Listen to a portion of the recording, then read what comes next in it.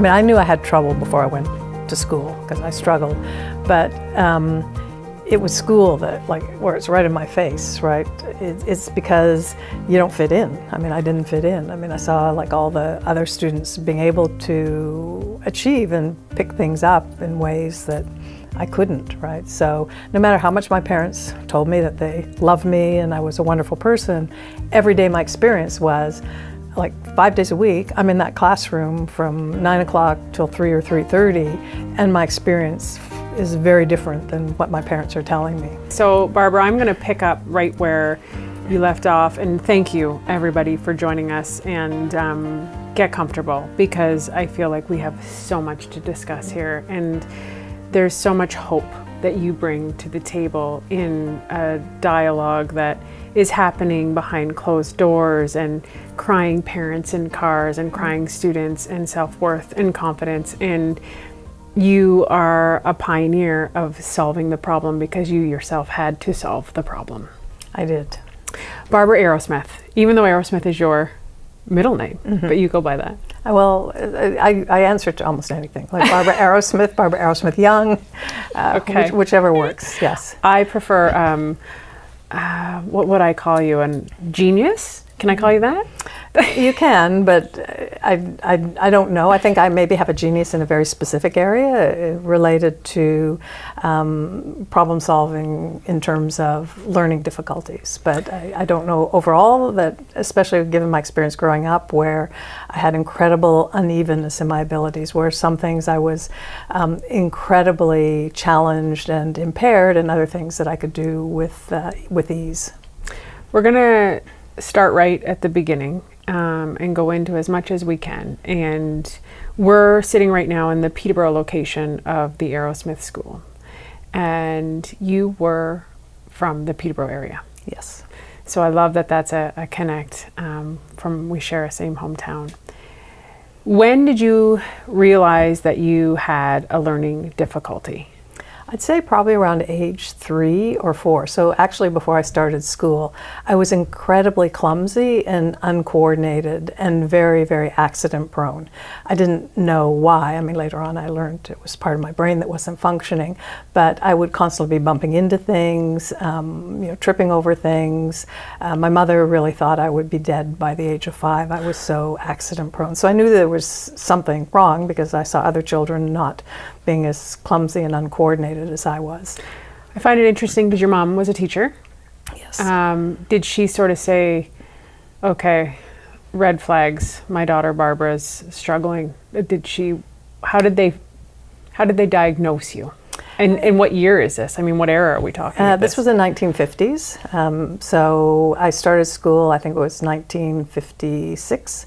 So it really didn't come to the forefront until I got into school. I mean, I was aware because of my clumsiness, but I don't know that red flags were raised at that point. But as soon as I got into school and actually started school in Young's Point, my dad was transferred to GE, and the thought was it was only going to be a year that he was going to be in Peterborough, but obviously it was for the rest of his career and the rest of his life. So in grade 1, because I didn't have kindergarten in Young's Point, it was very clear that I wasn't learning like the other children. I could watch them, pick up a pencil and start to learn how to print. I was reversing everything. It was incredibly difficult. I could see them starting to be able to add simple numbers. I couldn't do that. So what I did, because it was a small town, was I would tell my teacher that my mother needed my help at home because she had an infant, and the teacher would let me go home, and then I would go home and hide out in the backyard, hoping that my mother wouldn't find out that I was skipping school. So I skipped a lot of school starting in grade 1 because it was just too painful.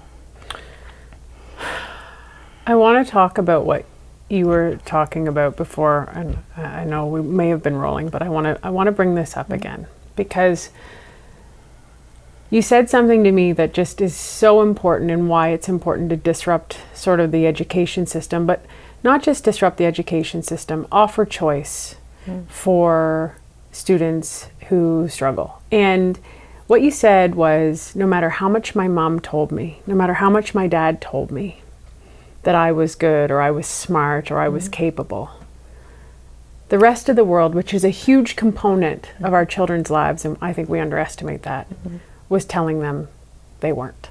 That's correct. I mean, because my parents clearly loved me and thought I was, a wonderful young girl. But my experience 5 days a week for most of the day was in school.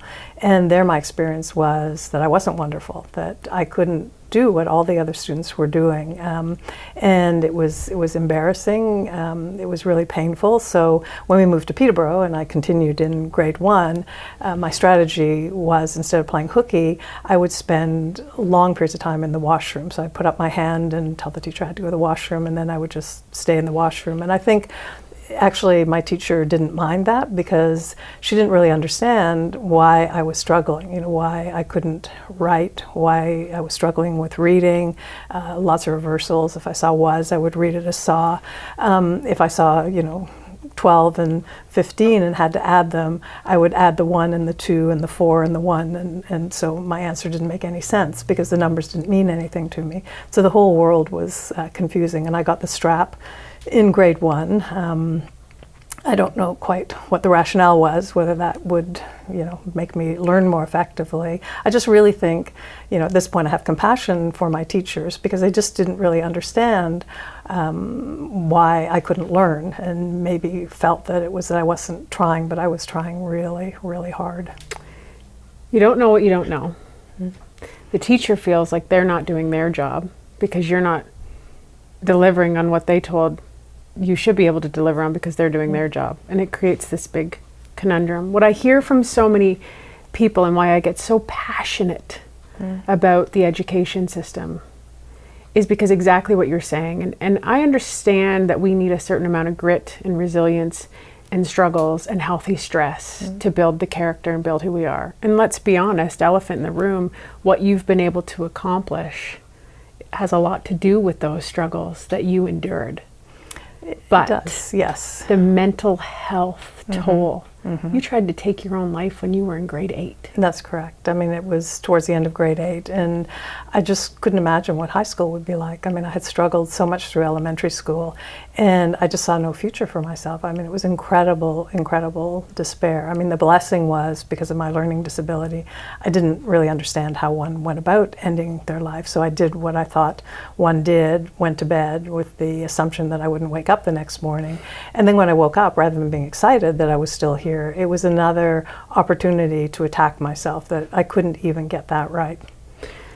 This book is one of many that you have, and I love it because we can read it to our children. And when children can find their own idols, so to speak, of others who've struggled, you speak about hitting your head on the dryer. And that breaks my heart, Barbara. It does. And I really, what makes me so passionate about this work is I really feel if I can make a difference, or my work can make a difference to children that are having the same struggles as I do, so they don't have to feel that kind of despair. If we can get this kind of work into the school system, in the elementary grades, where these students learn that actually learning can be enjoyable, it can be fun, it doesn't have to be that incredible frustration where you feel that you're hitting a wall, or in my case, hitting my head on the dryer or pulling out my hair. I did both of those things. When I came in today, I've been here before, and I can tell you it changes lives. And I don't know if you watch X-Men. No. But I couldn't help but think I was in Professor Xavier's school. And there's all these exceptional people. They're mutants in the comic book, but they are all brought together and celebrated, and know what they're capable of because it's nurtured. And I just feel like you have built an incredible facility here, and all around the world. I want to talk to you about the premise, because I love what Arrowsmith is. And that is that we're not going to work around the learning difficulty. We're actually going to change the brain so that you can do it. And you did that. That's correct. I had, at the point when I started to create this work, I was 26 years old, and I had tried every compensation and every workaround that was possible, and I probably had even invented some of my own. So I had really learned to use my strengths, my photographic visual memory, my verbatim auditory memory, to get as far as I had gotten, but at an incredible cost. It meant really to get through university, working 20 hours a day, sleeping 4 hours a night, 7 days a week, which had negative effects on my health, impacted my immune system. And I kept thinking there has to be another way, there has to be a better way. And I was really blessed. My father was a scientist and an inventor, and he had instilled this belief in me as a child. He said that if there's a problem and there's currently no solution in the world, he said it's your responsibility to go out and find a solution. And then he said another very wise piece of information. He said, if the rest of the world tells you you can't do it, he said, don't be limited by conventional wisdom. He said, this is how science goes forward. Go out and find a solution. And I had no idea how I was going to do this, but that was always there in the back of my head. And at 26, came across research coming out of Russia, a brilliant neuropsychologist, Alexander Luria, who was looking at the brain and understanding that there are different functions and different regions of the brain that come together to carry out tasks. And then he wrote a book with a Russian soldier, Leo Vysotsky, who'd been in World War II and injured in a very specific part of his brain. And when I read this man's journal, he was describing the kinds of problems he had, which were exactly the problems that I'd had since birth. He couldn't tell time. Before his wound, he could tell time. I was now 26. I still couldn't read an analog clock. He couldn't understand relational concepts like greater than, less than, bigger than, smaller than. I couldn't understand those concepts. My notebooks were full of diagrams, so I'd use my right hemisphere to support what I didn't understand in language. He would listen to conversations, and he described meaning just disappearing into a fog. In my journal, halfway around the world, and a few decades later, I was describing living in a fog. So now I understood the nature of my problem. It was part of my brain that wasn't working the way it was designed. And to solve a problem, you first have to understand what the nature of the problem is. And then I came across another line of research at the same time, coming out of Berkeley, Rosenzweig's work, looking at neuroplasticity. And all of my schooling, I've been told, your brain is fixed. Basically, the brain you're born with is the brain that you die with. So if you have a problem, it's almost like a life sentence. You just have to learn to accept it and to work around it. This research was suggesting that with stimulation and experience, you can actually change the brain. That was with rats, but I believed if rats had neuroplasticity, humans must have neuroplasticity. It just kind of made sense. So I was desperate at that point. I just, again, saw no future for myself, sort of like I was in grade 8. And I thought, what do I have to lose other than time? I still couldn't tell time. So I thought maybe I can look at Luria's description of what that part of the brain does and find an activity that would stimulate it and work it. So that was the beginning of this work. So I set myself up with the task of working on that part of my brain, and I used clocks because it wasn't that I wanted to learn how to tell time, but I wanted to force my brain to see a relationship. And if you think about relationship, the hour hand and the minute hand work together and move in tandem to interpret the time. And so that's the origin of that exercise. What was your motivation to learn? Because I think sometimes it's easier to not do something that's hard. So if it's hard for you, if you have a cognitive blocker to understand time or whatever it is, what motivated you to even want to learn to do it? Well, I think it's because this area was so central. It's one of the most important cognitive functions. I mean, telling time seems like that's something you can avoid, but it wasn't just telling time. It was seeing relationships everywhere in my life. So relationships with other human beings. I didn't understand why people did things. I didn't understand why things happened in the world. So my world was incredibly confusing, and it was pretty frightening because I would see somebody behave in a certain way towards me, and I didn't understand it. So I felt incredibly isolated. And also, if I listened to a conversation, I could memorize what the person was saying, but I couldn't interpret the meaning of what they were saying. So it was almost like I was listening to a foreign language and I couldn't translate, or translating was incredibly slow and difficult. Why didn't you just shut off? Like, do you know what drove you to want to fix it? It was just a miserably unhappy existence. I had this image where I felt like, my face was pressed up against a plate glass window, and there was a banquet on the other side of that window, and I could see all these people enjoying themselves and having a good time, and I wanted to be part of that, but I couldn't. Like, it was an incredible barrier. So I felt like I actually wasn't part of human discourse or human relationships. So I was incredibly unhappy, sad, anxious. I mean, I was afraid if somebody said something to me that I wouldn't understand what it was, to then understand, how I could interact and respond. So I couldn't imagine how I could continue on in that state. So I felt like I had to do something. It was so central that I just couldn't avoid it. It wasn't like, that I couldn't read and then maybe I could get somebody else to read for me, right, or get a reader that would read, or books on tape. This was central to my understanding of myself, my understanding of my world, well beyond just being able to handle academics. The silver lining of misery. Yes. Right? It forces you. What I love about what you've created, we're going to talk about the learning disabilities and that in one moment, but what you say is the brain is like a muscle, but it's actually better than a muscle.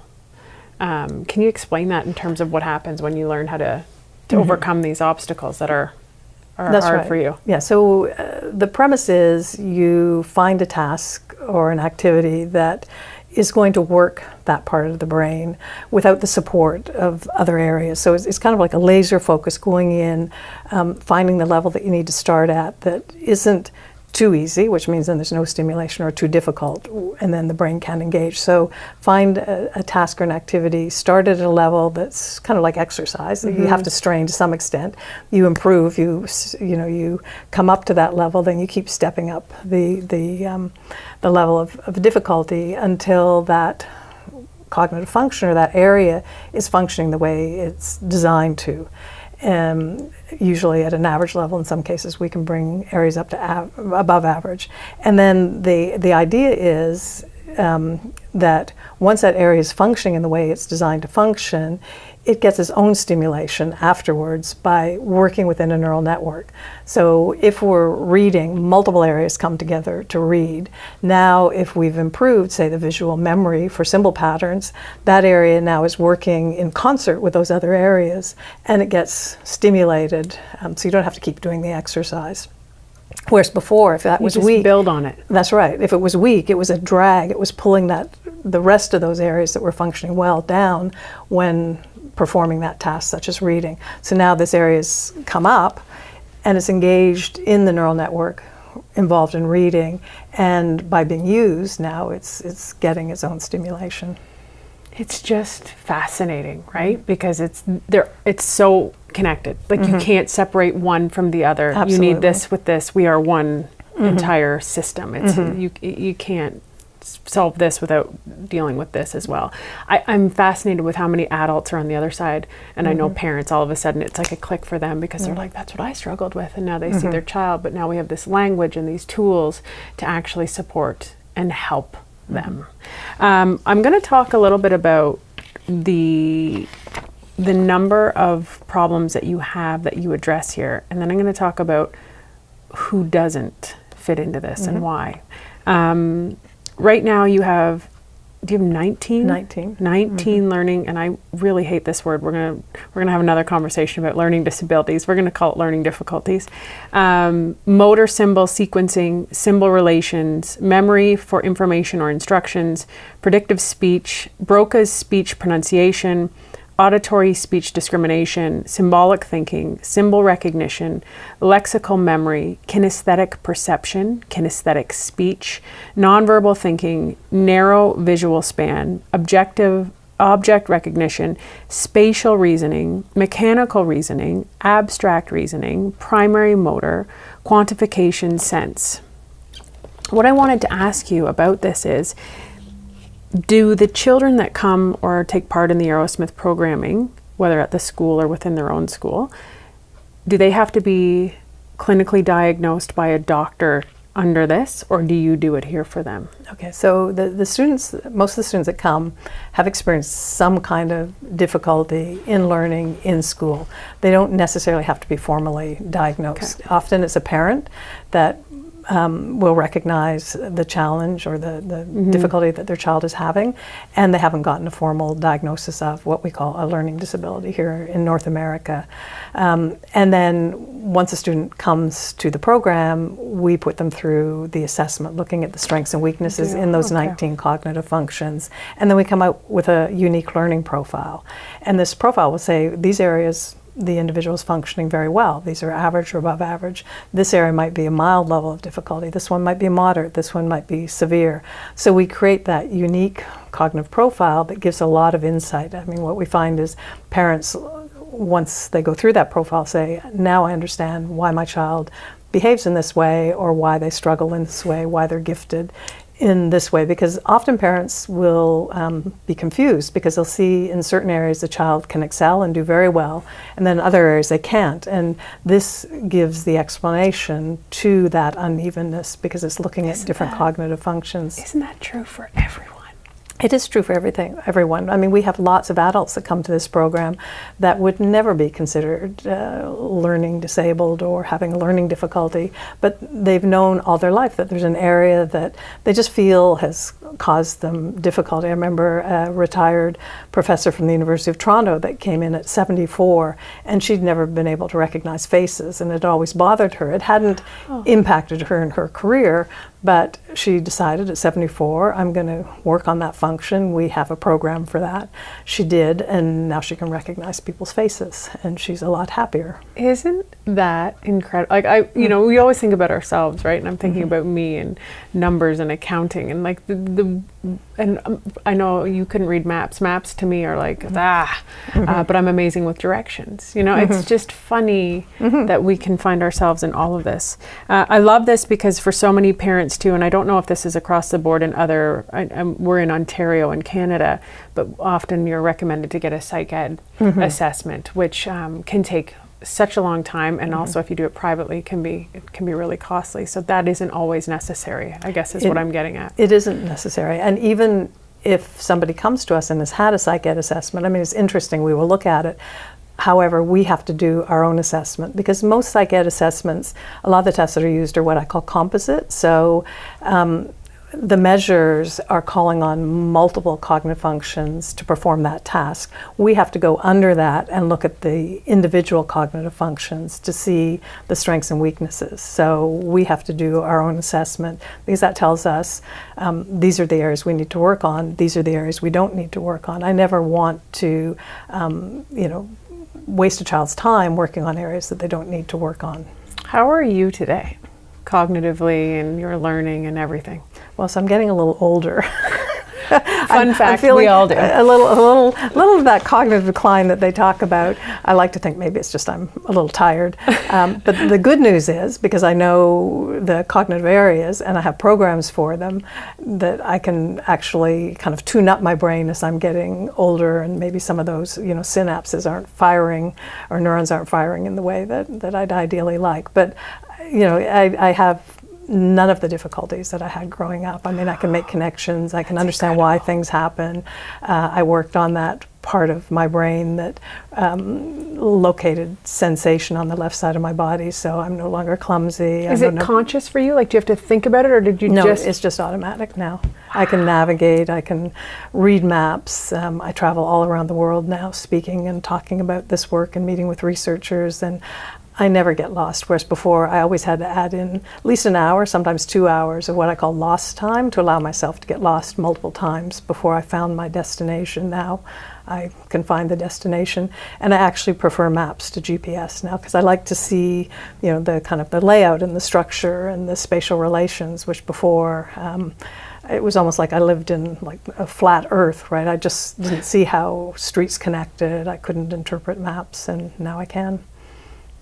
my brain is just overwhelmed with the potential applications of your exercises. I'm thinking of Alzheimer's and aging and people who are, like, it's just, we just don't pay enough attention to our brain. We really don't. Yeah. Well, my real vision and dream is that every child starting grade 1, for 30 minutes a day, 5 days a week, they do one cognitive exercise. So it's just a normal part of curriculum. And I've got a whole design. I know what I would do in grade 1 because I would pick the motor planning, which is what a child is learning in grade 1. They're learning the motor plans for writing and for eye tracking and reading.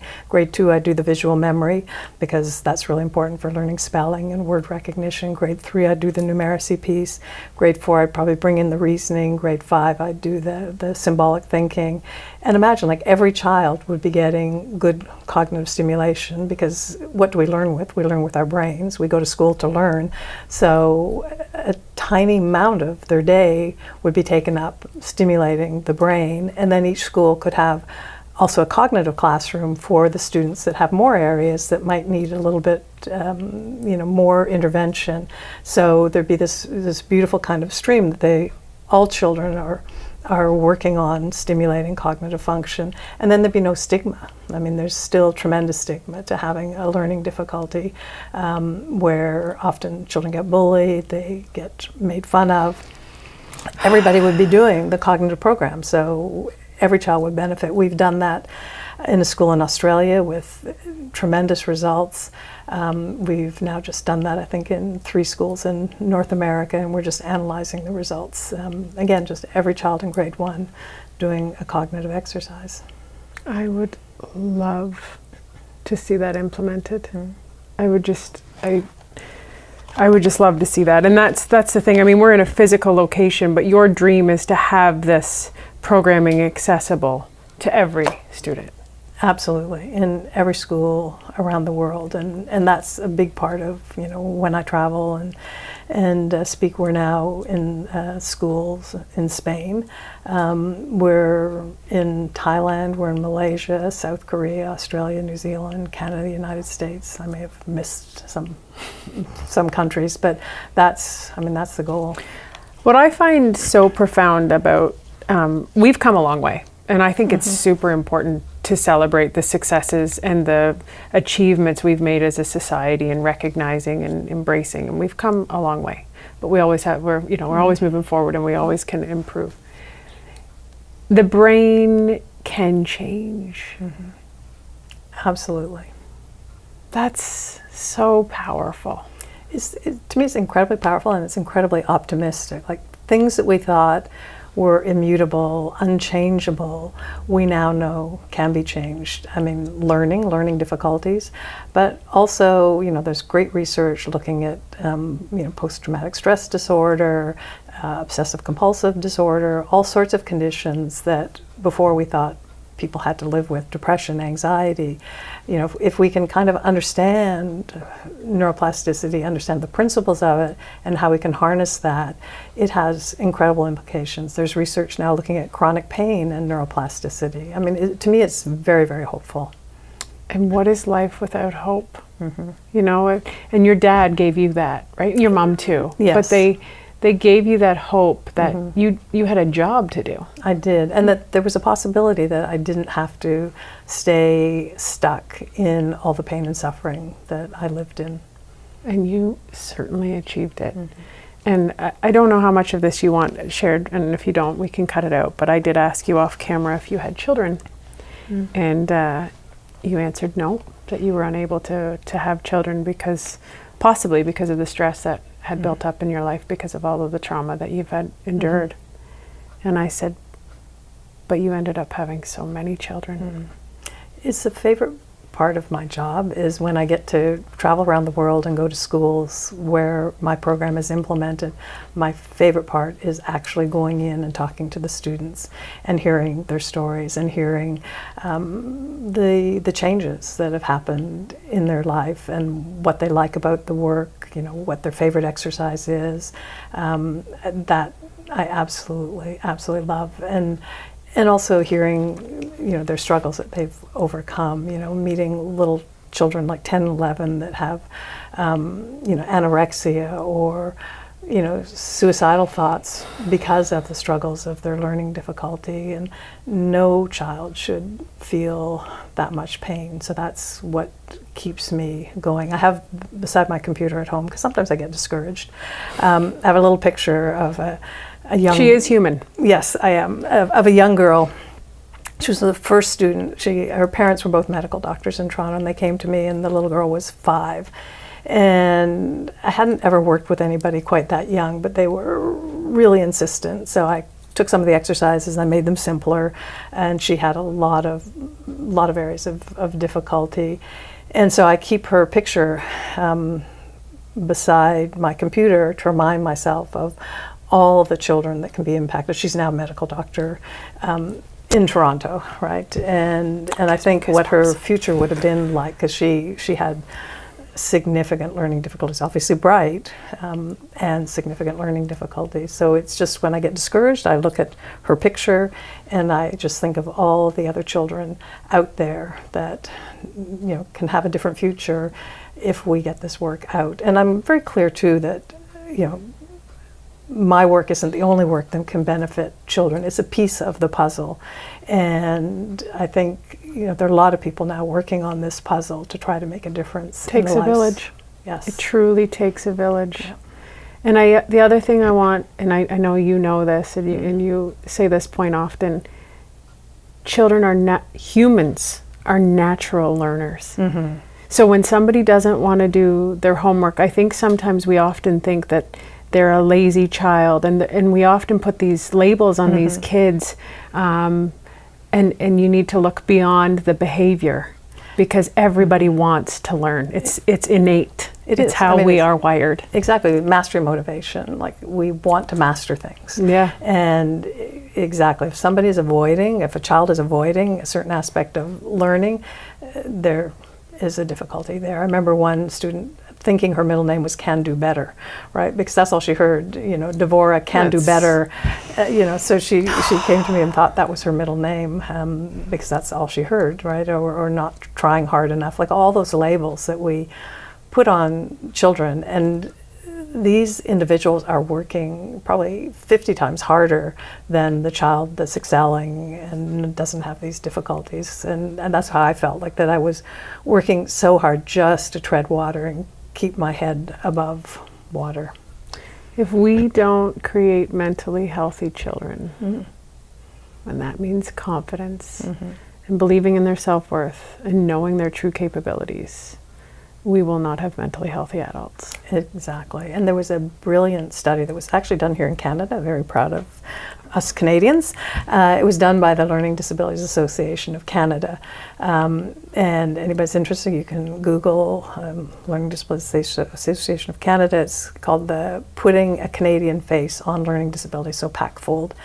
And they looked at census data and a lot of data, and discovered that individuals with learning difficulties had 3 times the incidence of depression and anxiety disorders, like actually diagnosed disorders, and it got worse as they got older. They looked at the financial cost of having a learning disability from birth to death, and estimated something on the order of $450,000 per individual, some borne by society and government, some borne by the family. They looked at employment, and that these individuals were either more marginally employed or unemployed. Interestingly, they looked at physical health, and this is what made me think that my immune system disease was a result of the learning difficulty. And they found individuals with learning disabilities, as we call them here, or learning difficulties, had a much higher incidence of physical ailments, physical conditions, illness as well. So the cost, and I mean, we're like a first world nation, and like the cost to society, the cost to individuals of having a learning difficulty that doesn't really have to be born, especially if we can understand neuroplasticity and we can harness neuroplasticity to change the brain, to take what was a weakness and actually shift that into a strength. None of these costs have to be borne. Invest in our foundation. That's what will build a strong home. Yes. And our children are our foundation. Barbara Arrowsmith-Young, I think you are incredible. I think you are changing people's lives, and one leaf at a time. And the next thing we got to overcome now is getting rid of that word, learning disabilities. Right. Learning difficulty. I much prefer that. And you are a hope and inspiration to so many. Continue on your work, and I can't wait to see those cognitive exercises be implemented, and I want them for my own age. Can you make them for 39-year-olds? Oh, I made them for 81-year-olds. Perfect. So yes, absolutely. Perfect. Thank you. Thank you so much. Thank you.